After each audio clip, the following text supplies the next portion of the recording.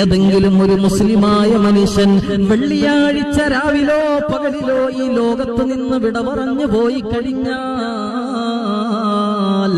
ആ മനുഷ്യന് ഖബറിന്റെ ഒരു അദാബും നേരിടേണ്ടി വരില്ലെന്നോ മഹാനായ നബി മുഹമ്മദ് മുസ്തഫ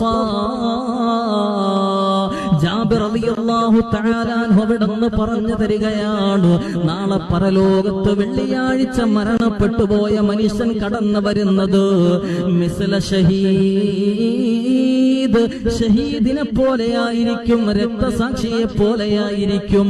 അവന്റെ മുഖത്ത് ശുഹദാക്കളുടെ മുദ്ര പടച്ച റബ്ബ് പതിപ്പിക്കുമെന്നോ ഇന്നേ വരെ കള്ളം പറയാത്ത നാവിന്റെ ഉടമ നബി മുഹമ്മദ് മുസ്തഫ. വെള്ളിയാഴ്ച പകലിലാണ് മരണപ്പെട്ടു പോകുന്നതെങ്കിൽ നരകശിക്ഷയിൽ അല്ലാഹു കാക്കും. ഇനി വെള്ളിയാഴ്ച രാവിലാണ് അല്ലാഹു അവന്റെ റൂഹ് എടുക്കുന്നതെങ്കിൽ